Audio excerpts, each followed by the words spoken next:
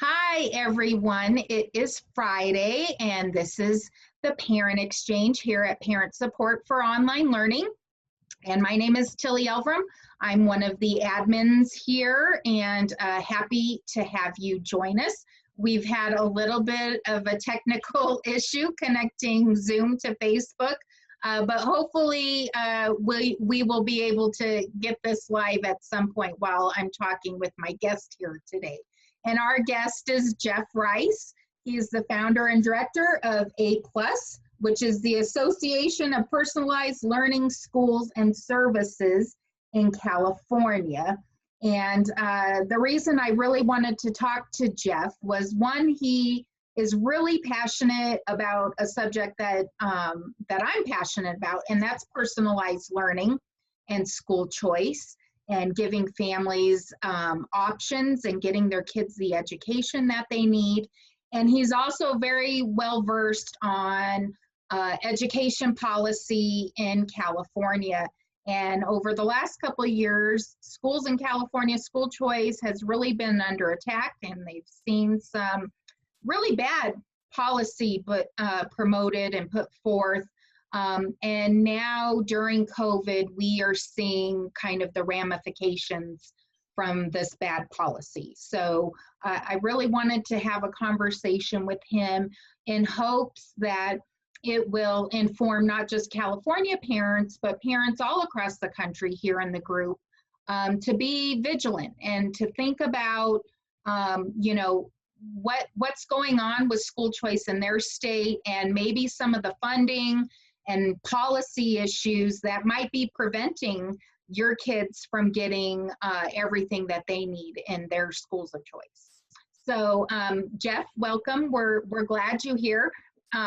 Apologize for the tech issues, but we're recording this, and so we will get it posted regardless, and families will be able to check this out. But tell us a little bit about yourself, and please tell us about APLUS, because I think the work you're doing is really fabulous. Well, thank you very much, Tilly.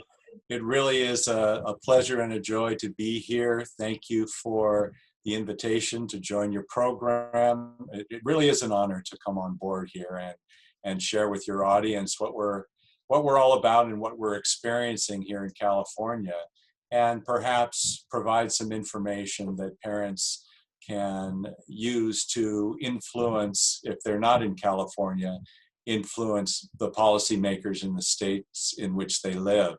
So my name is Jeff Rice, and I'm the founder and director of the APLUS Personalized Learning Network Association.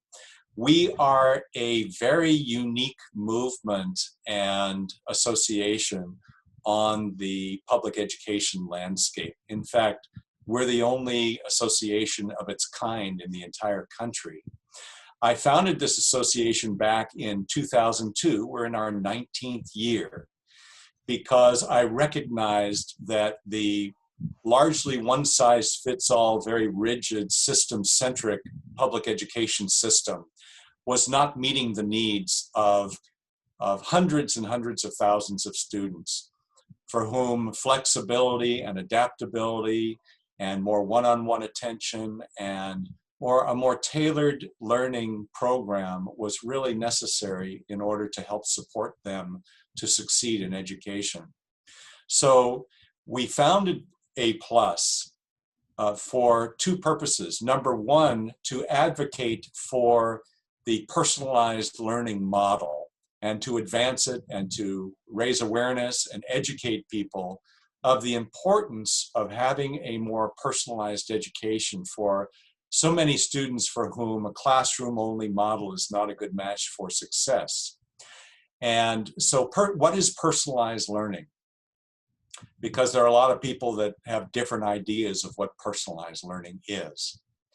Personalized learning is an education delivery model that provides parents and students choice and flexibility in how, what, when, where, and with whom each and every student learns. If you're familiar with the special education world, they have individualized education plans that they call IEPs. Well, personalized learning is like an individualized education plan for every student. So we call it a personalized learning plan. And a personalized learning plan really involves the parent, the student, the teacher, and to a greater extent, the school in a collaborative partnership, ongoing collaborative partnership that involves everyone in the creation of that personalized learning plan and in the revision and refinement of the plan that naturally occurs over the course of the school year. What's unique about personalized learning is that it is an education delivery model, number one, that is student-centered and not system-centered. So the student is more important than the system. It is delivered in multiple and alternative settings. So rather than education being confined only to the four walls of a classroom, or even in some cases, only to online delivery, because there are schools out there beyond California that also provide online delivery. What's different about personalized learning is that it combines learning in all different kinds of settings. So a student may be able to learn part of the time at a school's facility in traditional classes or other kinds of programs and activities that occur within a school's facility.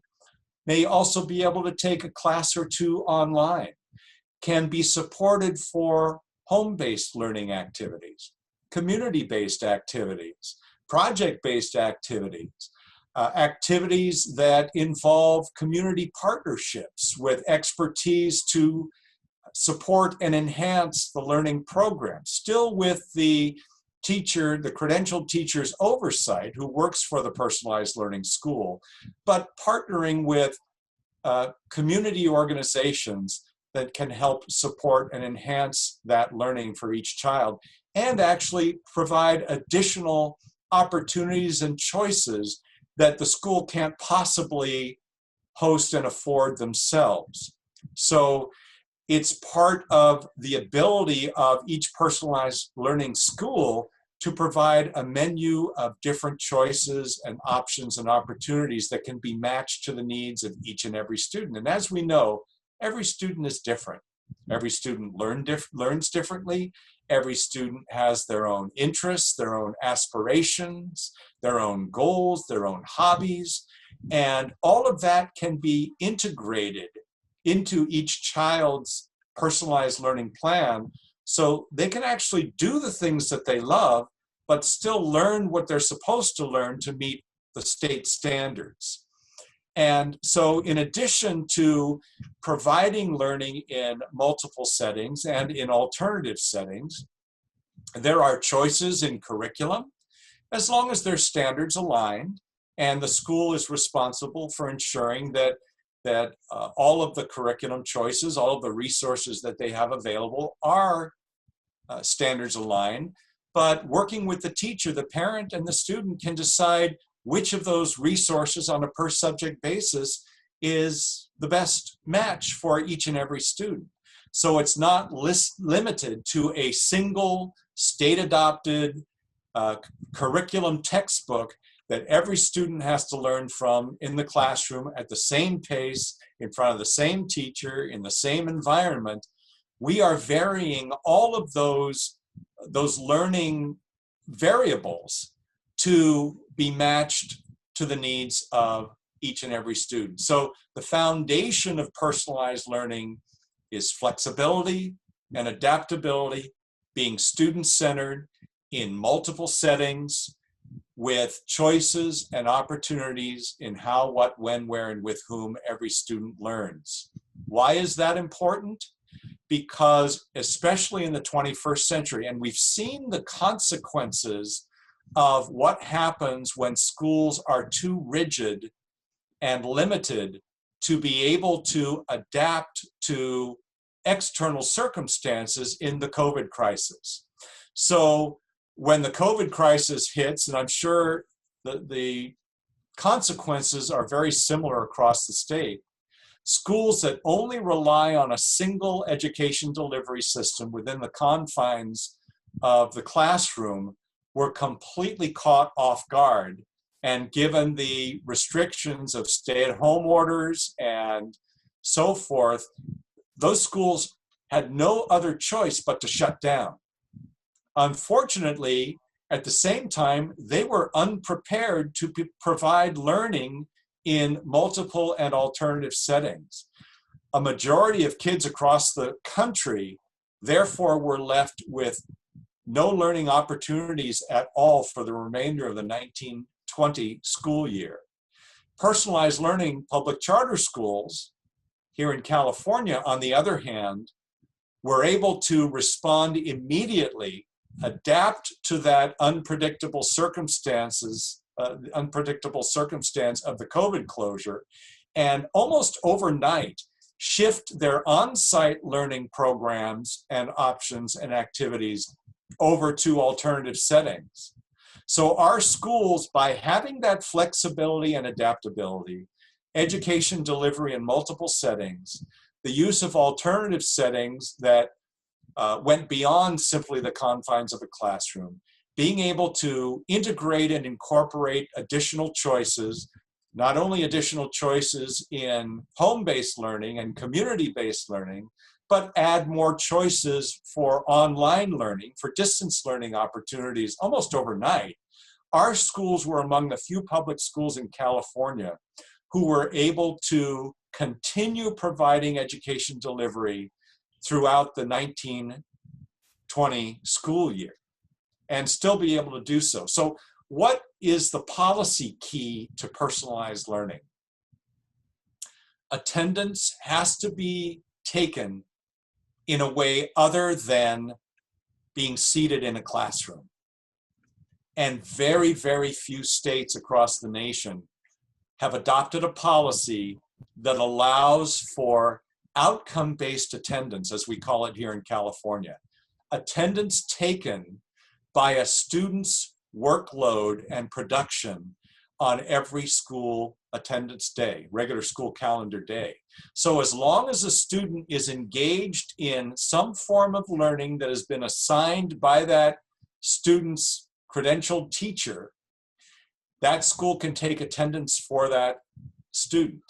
And as long as over a period of time, which is most often defined by a period of 20 school calendar days, but it can vary. There's nothing in law that limits it to 20 school calendar days.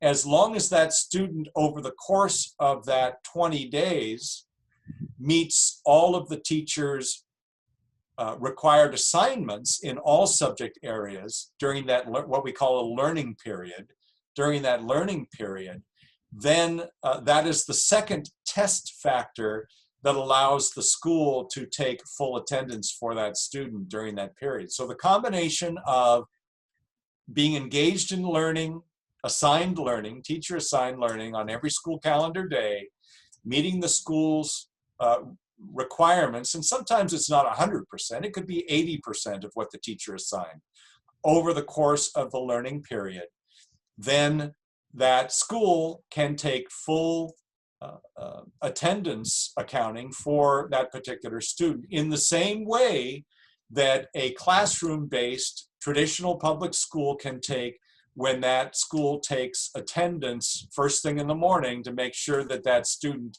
is in their seat and they're ready for learning. And as long as that student is in attendance in the school over the school's learning period, it works the same way.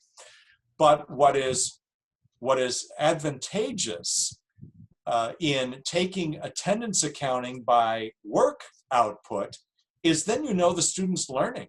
A student can show up to school in a classroom-based model, sit in the seat and spend days not learning at all. Yeah. And just being completely disengaged from the teaching process and from the work requirement.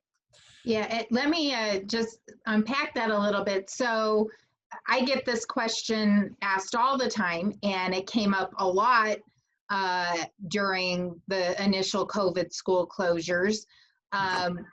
I'll get parents that say, you know, I really love my neighborhood school, but they don't offer this class, or, you know, or I'll get families who want to do online learning, but they want their kid to be able to take drama or debate or play sports or something like that in their neighborhood school. And they'll be like, Tilly, why can't I do that? And I have to tell them, well, because of our funding mechanism here, our schools are, you can't break it down basically into an a la carte menu and say, I'm going to use this chunk of dollars for math and English language arts, and I want to take this portion and I want to go get drama from this school, or I want to take an AP class from this online provider. There is no mechanism in place in Colorado and in most of our states that would allow families to do that. And that's what kind of sets you guys apart. That's right. While you cannot do that across different schools because there can't be dual enrollment in more than one public school, and there can't be shared funding in that way. But what you've described with the a la carte menu is exactly what personalized learning public charter schools are here in California. Is we provide a menu, a very comprehensive menu of options and opportunities that include all those different kinds of things. Some of our schools might be limited in the types of sports programs they can provide. We don't have elaborate football stadiums and great big comprehensive basketball gyms and things like that. But that's where the community partnerships can come in, because a lot of the partnerships we have with community organizations have those kinds of sports leagues, have those kinds of opportunities where kids can form their own teams within a personalized learning school and participate in a community-sponsored type of league or program when it comes to sports. So those kinds of things can be worked through with a lot of our personalized learning schools if there's enough interest generated that would warrant having the school invest in that opportunity. Which is amazing, yeah. But truly, funds are limited, so you can't be everything to everyone. And a personalized learning public charter school is not for everyone because there does require some degree of parent involvement, and there are a lot of two-parent working families that need to have kids go to a full-time classroom-based program at a school site 5 days a week so that both parents can work and earn a living and take care of their families. But where there can be adult supervision on a day-to-day basis to oversee the day-to-day learning of the child with teacher supervision in that learning period, then it can work very, very well for a lot of different types of families and a lot of different types of students. We serve a significant percentage of students who in one way or another are disadvantaged. Ethnic minority students who are being left behind in the traditional system, students who are socioeconomically disadvantaged, students who have special needs, are on special education IEPs, students who may be struggling through bullying, or who have become pregnant teens, or who, because of their economic circumstances as a teenager, have to go out and work and help take care of their families, and therefore can't conform to a rigid schedule. They need that flexibility. Students who are challenged by mental health issues and anxiety and stress and social pressures that typically happen within the confines of a traditional public school, and just need to break out of that mold and gain perspective and regain control of their lives and be in the driver's seat of their own education program. That's what personalized learning does to help support those kids. And I think, you know, you're really speaking to kind of also the current conversation. I think I read 2 articles today about school districts coming out and discouraging families from participating in learning pods during remote learning.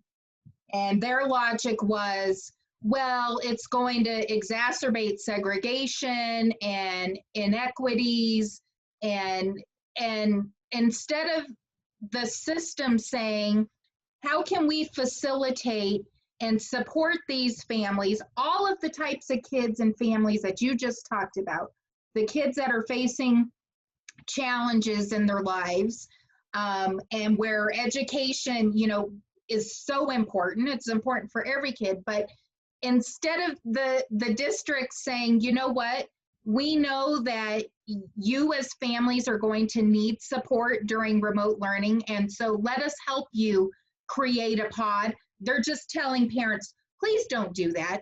Just hang out at home, do the remote learning, and just hang on till things get better. And parents, as you're talking about, will always make a way for their kids. And I think it's, parents step up to the challenge, kids will step up to the challenge. If you give them the resources they need to get the kids the education that they need, that they deserve, they will always figure out a way. If it's a single mom or if it's two parents that have to work, they will make a way. They will figure it out if we give them the tools and resources. And that's what I love about what you're doing, is that you give them all these different options to make education really work for kids, not the other way around, where kids are kind of servicing the system and supporting adult jobs and infrastructure, but really making it work for kids. And so that's what I love about what you're doing. And when I hear you talk, I'm just sitting there like, amen, because that's what we need more of for these families. So when everything's great and normal, you guys have these funding mechanisms and you're able to provide these different avenues for different pathways for kids to be successful. But COVID came along, and you hit on the point that your schools and a lot of the, more the school choice environment was able to kind of adapt and innovate and to keep continuity in education during COVID school closures.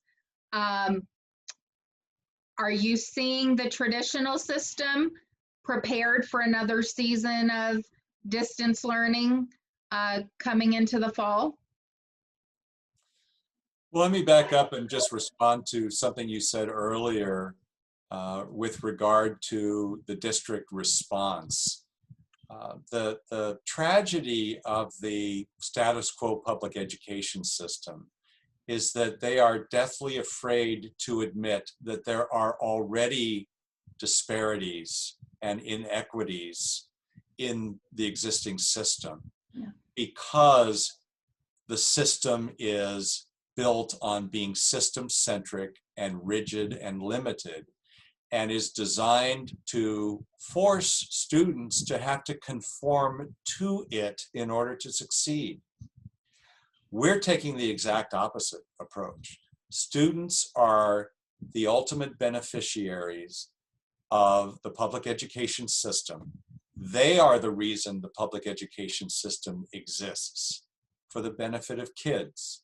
Therefore, the public education system needs to be service-driven to meet the needs of their kids, and recognize that it is the children and their parents, by extension, who are the ultimate customers of public education. And in order to serve the customers, the system itself and the delivery of education needs to be more flexible and adaptable to the needs of the individual customers.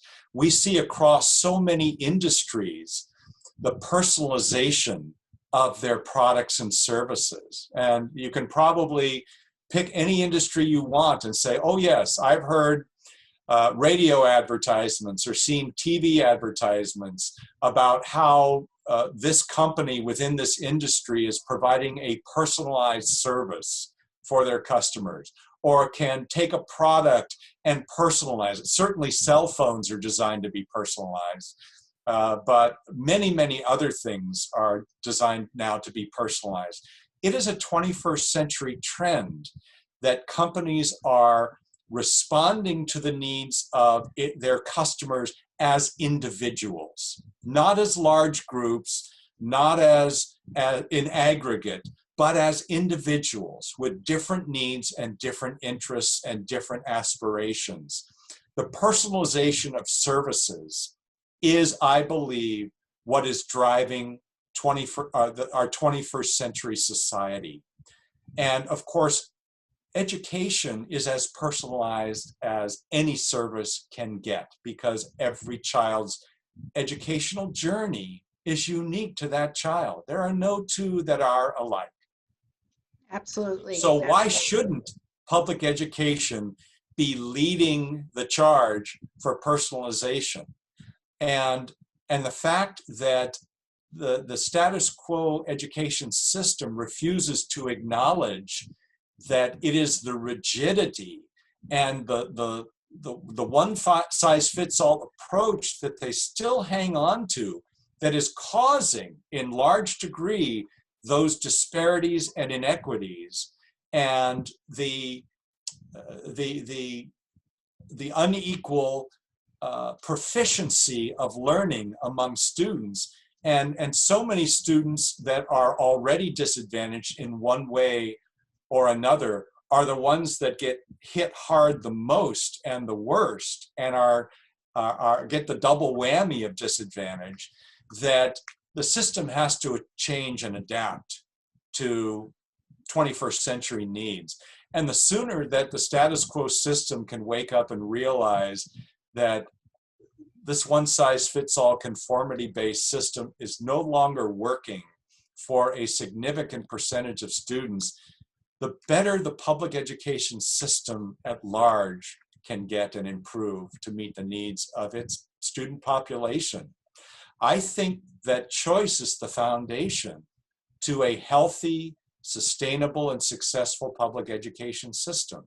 We need both district classroom-based schools, because there are a lot of students that conform well to that and thrive in that. But it can't be at the expense of the students that do not thrive in that environment. Therefore, we need choices. We need choices that are more flexible and adaptable to the needs of those students for whom a classroom-only model is not an avenue for success. And that's what personalized learning is all about. And that's why we started this personalized learning movement 19 years ago. We did it for the kids. We did it recognizing that kids, many, many kids, are being left behind in that one-size-fits-all system and need a more flexible and adaptable model that can be tailored and matched to who they are and what they need and what their aspirations are in life, and to fully support that.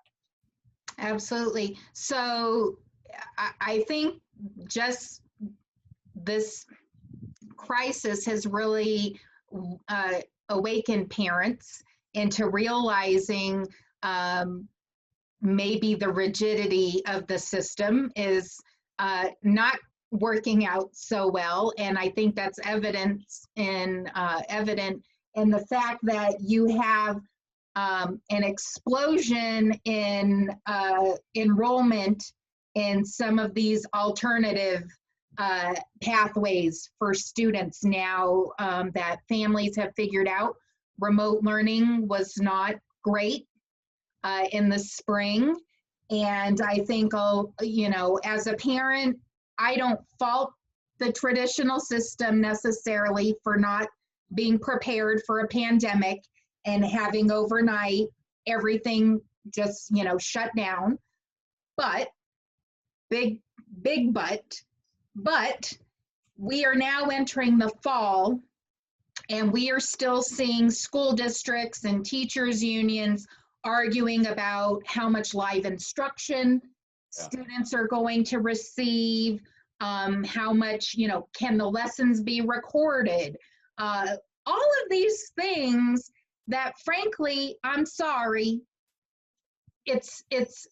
they're excuses at this point, and we parents and students should have a much better idea about what remote learning is going to look like in just a few weeks. We're now, back to school is upon us, and I still have parents asking, well, we just found out what the curriculum was. We don't know how many times a day they have to be logged in. Or they're finding out that their kid has to be logged in for 6 hours straight with a break for lunch. There's a lot of issues right now talking about going back to remote learning. And so because of that, we've seen parents in California and all across the country start seeking out some of these more personalized learning options like full-time virtual schools, online programs, independent study, homeschool programs. But there's a problem in California, and it gets back to that funding piece. There was a piece of legislation, SB 98, was introduced and ultimately passed, and the governor signed off on it. Can you talk to us a little bit about that legislation and just kind of the snowball effect, how it's affecting schools and how it's affecting families now that, we're heading back into another school year? Well, what the COVID crisis has done is expose the extreme vulnerability that the system has to that flexibility and adaptability. And its rigidity exposed it to really being on the verge of collapsing because it had no alternative means available to be able to immediately pivot and provide learning. And so what we're seeing now as a result of that is parents recognizing that without that track record of success in providing learning in alternative settings, whether it's remote learning or support for homeschool, home-based learning and independent study, that they don't want to have the risk of their child falling further behind. Now, moving on to the governor's signing of SB 98, which is the budget trailer bill in California. Number one, it broadsided the entire public education system in California because the language was only introduced and debated for a period of 4 to 5 days. In the very last week of June, none of us saw this coming. What SB 98 had that was so harmful was a provision in it that actually, ironically, is called a hold harmless provision. And what the hold harmless provision did was guarantee funding for all public schools at their February 29th enrollment reporting level. So for the 2021 school year. So whether a school is in declining enrollment or in growing enrollment, they're going to get paid the same amount based on their enrollment level in February 29, 2020, which means that benefits the schools that are in declining enrollment because they can protect their jobs and teachers' jobs and administrative jobs and their infrastructure and so forth. We're fine with that. We actually support that. We think that's a good measure. The problem is it was at the expense of all growing public schools. In California, there are several hundred growing district public schools in expanding communities, as well as several hundred growing public charter schools. We have 85 members in our Personalized Learning Network Association, every one of which is growing. So this this hold harmless provision is actually causing significant harm to all growing public schools.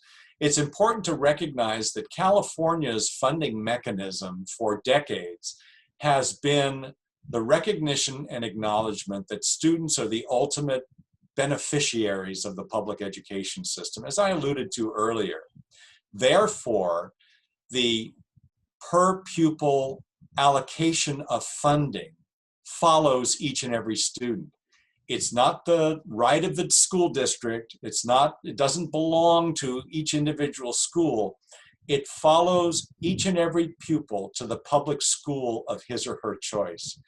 SB 98 was an abrupt and stark departure from that long-standing pledge and promise to, well, they call it hold harmless, but it's in effect to guarantee the system its funding at its February 29th rate, at the expense of all growing public schools, as we mentioned. That's affecting tens, if not hundreds of thousands of parents and families here in California that recognize the need to make a choice for a different public school that is going to better match their needs during and perhaps even in the aftermath of the COVID crisis, because they recognize that at least for the foreseeable future, learning has to be delivered in multiple and alternative settings. There has to be flexibility. The learning delivery model has to be adaptable to not only the external circumstances of COVID, but to the needs of every student. That's what we've been providing for 19 years in our personalized learning movement and through our personalized learning public charter schools.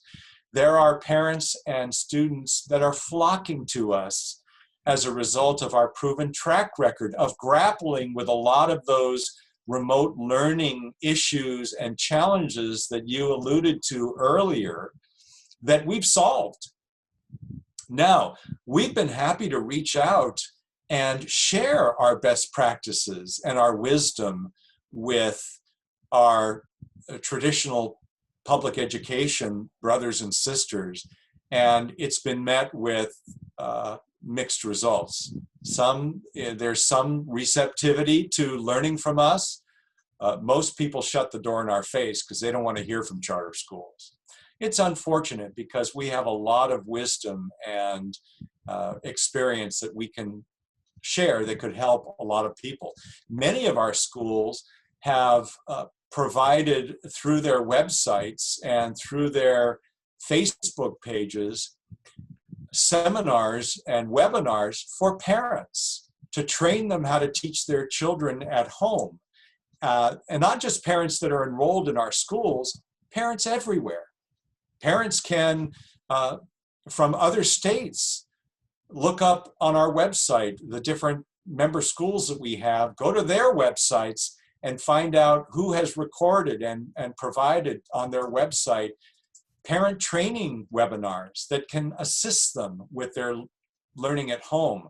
So this idea of parents wanting to start private school pods and get together as private co-ops and private learning communities if their district schools aren't going to adapt in a timely manner and aren't going to be able to provide comprehensive learning options, they can take learning into their own hands and find the resources to get the help and support that they need in order to do that.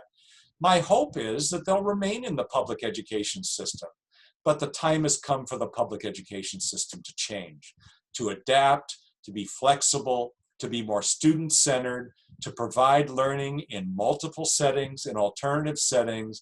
That's long overdue. We've been calling for that for 20 years and have been met by deaf ears. People don't want to change. They don't want to recognize that learning needs are not being met, that there are students who are being left behind and who are falling behind and who are out in the streets trying to find an alternative that will work for them and being left with few and no options to be able to meet their needs. we need to get on the same page with what the ultimate agenda is, and that is to serve the needs of students and prepare them successfully for college and career paths once they graduate from high school. Now, unfortunately, it gets worse with SB 98. Because I not was only hoping that we were going to have this conversation because you and I, we talked a couple weeks ago, and because there really was some political will to fix it. And the governor kind of said, I know this isn't great and we need to fix this. And I was hoping today you would say, Tilly, it's going to be all right. What's happening? in the governor's signing message when he signed SB 98 into law, and we were thankful for this at the time, he included a paragraph at the end saying, look, we've got to pass the budget on time. I recognize that there is a problem of inequitable funding that needs to be fixed for growing public schools that will receive no funding for newly enrolled students after February 29th. I will call on the legislature and work with the legislature to come up with targeted solutions that fix the problem in the summer session, which is occurring right now through the end of August here in California.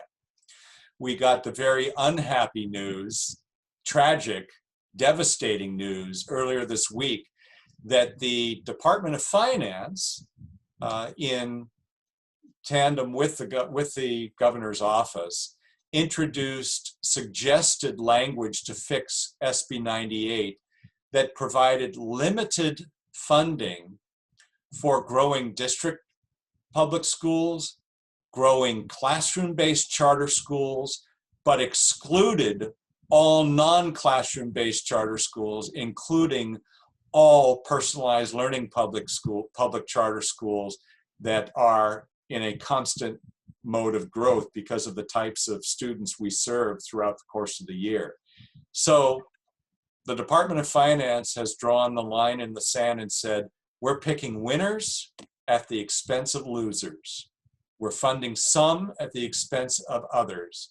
The excuse they gave is, we can't afford the level of pandemic shift that we see happening that are of parents and students that are flocking to personalized learning public charter schools and other non-classroom based charter schools. So rather than give them a piece of the pie and come up with a more equitable compromise that gives some money to all growing public schools, we're just going to exclude them altogether, which makes absolutely no sense to me. And it's very unfortunate because the consequence of that is not only the harm to the hundreds of non-classroom based charter schools, which is a misnomer in and of itself, because most of those so-called non-classroom based charter schools in California have their own school facilities, offer traditional classes, and provide learning options and activities in a school facility. What the dividing line that defines classroom-based and non-classroom-based is 80% of the students' grade level instructional minutes. So somebody hears the term non-classroom-based, they think, oh, that school doesn't have any facilities. It's a misnomer that has haunted us for 2 decades and has driven public policy that has disadvantaged us and compromised our schools in so many ways. So now we're dealing with having to negotiate with the governor and the legislature a fair and equitable compromise that will include non-classroom based charter schools and not put us in the position of being scapegoat losers as a result of our success. And that's why we're being targeted, because we have proven successful.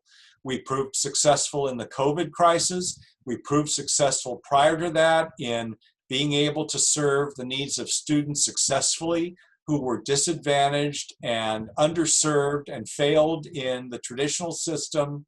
And we're being targeted as a result of that. We're good people doing good things for the right reasons to help students succeed. And this legislature and governor in California is targeting us for destruction as a result of the good work we're doing. It's really sad and tragic, and in the words of many of our schools, devastating, because of the hard work they've done to serve the needs of these kids. They deserve better than that. They should be honored and recognized for leading the way for what 21st century public education should look like.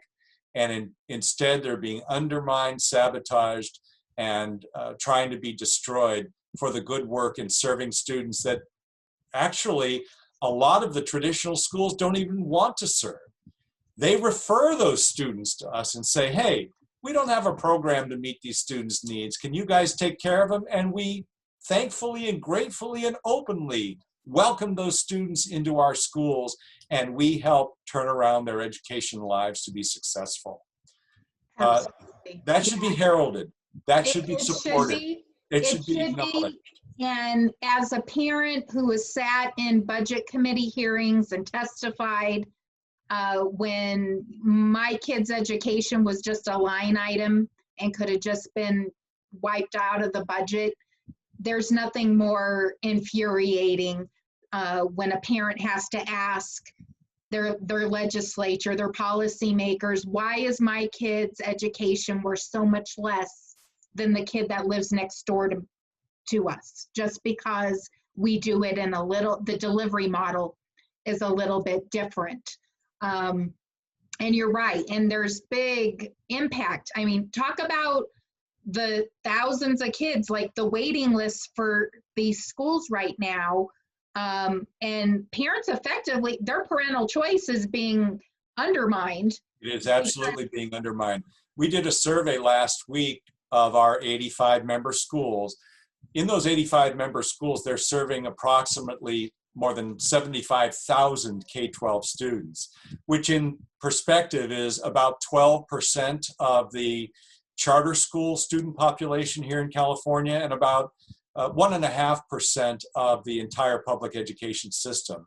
But with 2/3 of our schools reporting back to me in this survey, they've had to waitlist more than 24,000 students, effectively putting them in limbo. They've never had to waitlist students in the past. We welcome all students who wish to attend, because they're usually coming to us because they're desperate to find an alternative that meets their needs, because they've fallen behind, they're credit deficient, they failed numerous courses and have to accelerate to catch up. They need more one-on-one attention. They need a system and a model that's more flexible and adaptable. They need choices. They need to be on a schedule that works for them. They need to go at their own pace because they didn't meet the pace of the classroom and therefore fell behind. Many, many, many different reasons why they come to us. But it's usually because, as I mentioned earlier, in one way or another, they're disadvantaged. So not only is this policy targeting one segment in the public charter school or the public school world unfairly and inequitably, it's targeting students who are already in one way or another disadvantaged. And that's just outright wrong. It's not the way to create policy. It's not the way to make the decisions.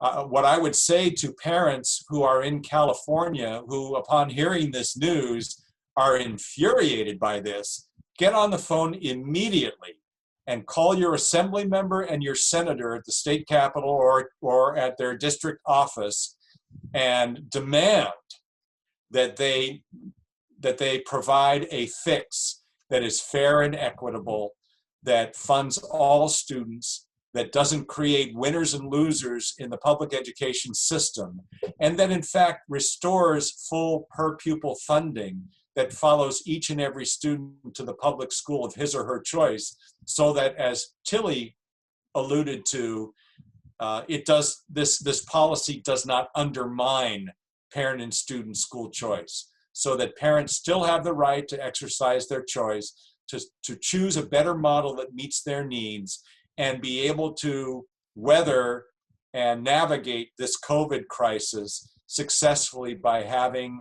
an education program that is a better fit for them.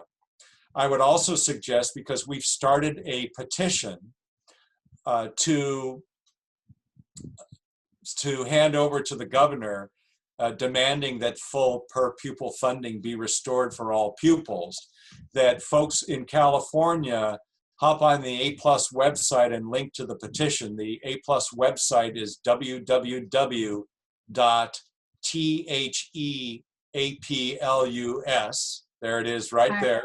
Sharing it right now for folks. Thank you for doing so. Restore per pupil funding for all kids in all growing public schools.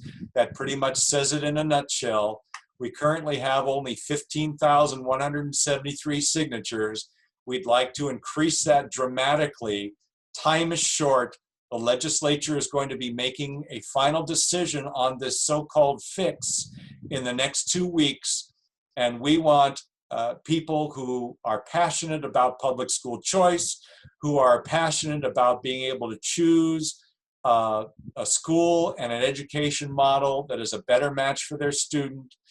We want people who are passionate about being able to have the option to choose a personalized learning public charter school or other non-classroom based school that is being excluded from this fix and denied per pupil funding for all growing, for their newly enrolled students that would grow their enrollment beyond that February 29th level, to take action, to get involved and let their elected officials know that this is unacceptable, it's not okay, it needs to, whatever fix is going to be decided upon, needs to consider all schools, all students, and be distributed fairly and equitably so that every student has the chance to attend the school of their choice.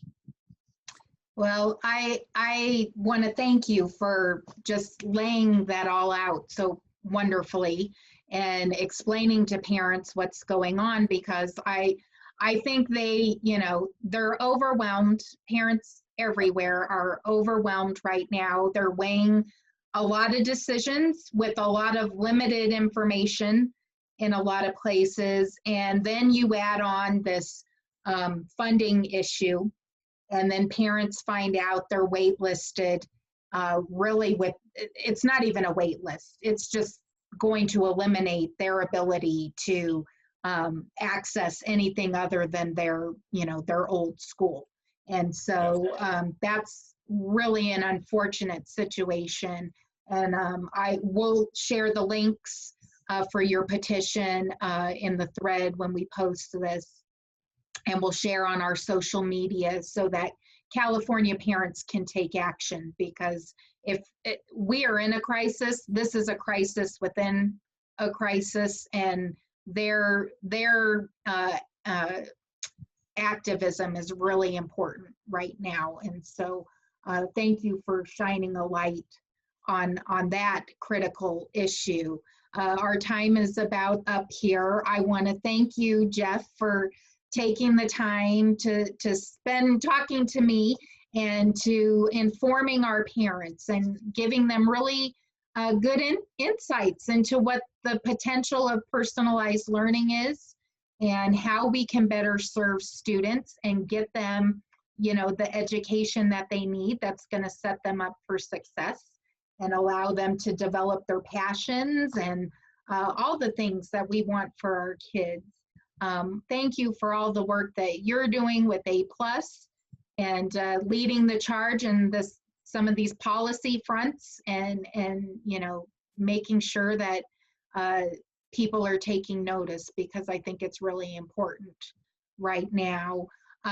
We'll post the links and we'll share on our social media. I know in my head, I'm thinking of all the California activists and advocates I know that need to get linked up with you and your petition so that we can make a difference, and hopefully we can right the wrong that's going on here and get these kids their education funded. So yes, and the call to action is now. We have not a moment to lose, because we literally are running out of time to get this really misguided policy inequitable policy, an unfair policy fixed properly. But I want to let you know it's been my honor and joy to join you, Tilly, and to have this very important conversation. And likewise, I want to thank you for being such a strong voice on behalf of parents and students, and a very strong advocate on behalf of parent and student public school choice, or any kind of educational choice, and for being such a strong supporter of public charter schools as one of many choices in the public school landscape, because it's very important that we have the public charter school option available in all states across our nation, and in tandem and in addition to district public schools. Those choices, it's not one or the other, both are necessary. And it's up to, if we're really on the same page with regard to having a public education system for the benefit of students, then we need to provide them with those choices and allow them to choose the school that's going to meet their needs best, and give them the best preparation for a successful and productive life. And that comes through choice, that comes through opportunity. So Well, thank you for that. I appreciate your kind words, and I'll just say I'm agnostic to the model. I just want every parent to have a full menu of options and have those options when they need them, and those options to be funded. And so, you know, until every parent can make, you know, the ability I was able to choose for my children, until every parent has that, we're just going to keep spreading the good news of school choice and working to promote good policy. And I'm happy to partner with you and, like I said, amplify all the good work you're doing, because I really believe in it. So Likewise. thank you, Jeff. Thank you to everybody that's tuning in today. Please check out the petition. If you're in California, sign it, call your legislators. The time is of the essence. And we will be back here next week on the Parent Exchange. And thank you all for tuning in. Have a great weekend. Bye-bye. Bye-bye. Thank you. Thanks, Jeff.